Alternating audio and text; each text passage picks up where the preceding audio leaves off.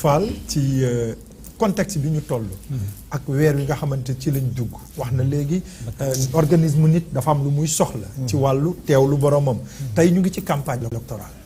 dugg ci koor gi.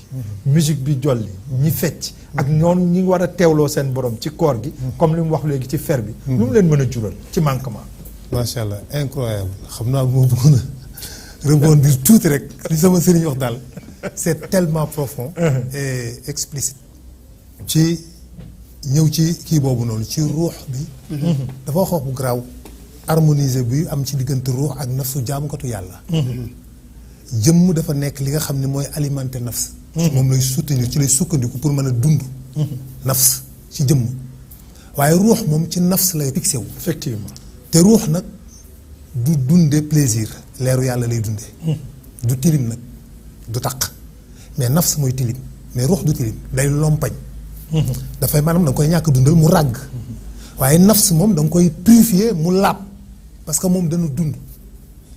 léegi nag koor bu ñëwee dafay créer benn rupture entre jëmm ak nafs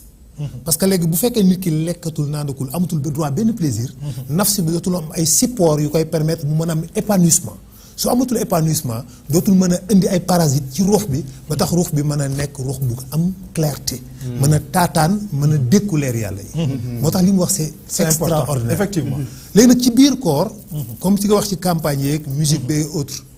xam nga vacarme boobu déjà dafay étouffer sa teewlu parce que je dis musique xëy na lu du ma wax ne xëy musique dafa xaram waaye musique am na bu négatif quand même te xeetu musique boobu dafay tax ba leer xol dootul mën a teewlu yàlla effectivement boo ko toppee nag ci bëccëgu koor rek yeneen jamono bu dul bëccëgu koor nit ki saxal di dégg ay son ak ay bruit ak ay musique ci xolam xol boobu dootul mën a teewlu yàlla parce que dafa am ay onde yoo xam ni dafa am ay vibration yoo xam ni seytaane pour mu dugg ci xolu nit ci son musique la koy jaarale pour mu egg ci xolu nit ci son musique la koy jaarale parce que nit buy déglu musique xol bi day tijjee comme fleur dafa am ay paramètres yoo xam ni nit buy déglu musique waaw dafa am ay paramètres ci xol bi yoo xam ne dañuy tijjeeku comme fleur ni muy tijjeekoo instant boobu rek te foofu seytaane mënu fa jot budul rek bu waa ji instant bi waa ji déglu musique rek lay ànd ak son bi rek dugg fa toog fa installé wu ca xol ba mais budul période boobu mënul egg foofu te lii laaya la de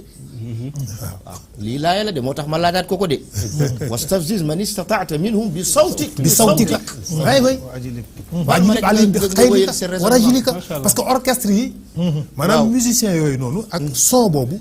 moo gisee ñu yóbbu ko tey ñu yóbbu son musique ci 440 hertz les fréquences mooy fréquences yi nga xamante mooy fréquence mooy nombre d'oscillation par unité de temps maanaam onde bi ñaata yoon lay oscillé wu bu fekk oscillation bu intensité boobu bu am fa eggee dafay créer benn vibration ci cellule nit ki yaram bi dootul am sakina moo tax da ngay gis par exemple déglukatu musique léegi yi da gis ni du ñu dal dañuy nekk ñoo xam dañuy agressif dañuy énervé tout le temps parce que dafa am ay ondes yoo xam ne dafay percuter dafay désaxer seen ruux seen cellule ni muy fonctionner alors que bu dee 432 hertz c'est tout à fait le contraire 432 hertz moo tolloog jëmm nit moo tolloog ni nafsi 432 la donc bakkanu nit mi ngi toll ci 432 soo onde musique bu fekkee ne dafa nekk 432 hertz dafay apaiser nit ki daf koy jox benn genre sakina mais nekkul ni son en tant que tel son moom mooy li nga xamante ni si graaw mais ni ñu koy utiliser mooy tax mu graaw moo tax yàlla ni kon seytaane yow sa musique wastafziz man istataata minhum bi sawtika yow ak sa propre orchestre bopp donc ñooñu ñoom ñoo mën a créer moo tax période koor gi nii bu nit ki mënoon nekk ci environnement boo xam ne c'est beaucoup plus paisible plus calme mu concentré wu ci alxuraan wala concentré wu ci xalaat ci yàlla des réflexions yi moo gën a baax ci ruuxam moo gën a baax ci nafsam mais également dafay baax ci santeem effectivement parce que énergie négative yi nga xam ne fa nekk ci biir ay cellules am da koy évacuer da koy dina mu set moo tax nit bu génnee ci koor day gis mu oyof am sentir benn OFT benn féex benn taw féex boo xam ne daf koy yëg loolu moo tax ñu ne koor dafay faj parce que onde négative yooyu énergie négative yooyu daf koy évacuer ba mu set wecc effectivement barakallah professeur yaakaar naa ni académie ça démarre bien mais déjà li koy académie la mooy li Oustaz Madiama waxoon sànq rek gars yi ku ci nekk déjà ni ñu ubbee affaire bi te kenn ku ci nekk c'est-à-dire que xajma yi dafa fekk affaire bi rek këf ko yëkkati ko gis macha allah sëñ Ahmed macha allah ci niveau bi mu ko yóbbu indi relation entre nafs ak yeneen yi gis Oustaz Madiama aussi fi mu ñëwee donc xam nga nafsu ñoom ci la ñu wax d'abord moo tax nafsu su ñoom ni ñu ko jàngale déjà kii toog ci kanamu écran bi di ñu seetaan xam na déjà lan mooy nafs parce que xam nga bu njëkkoon bu ñu doon laaj lan mooy nafs bakkan en fait nit ki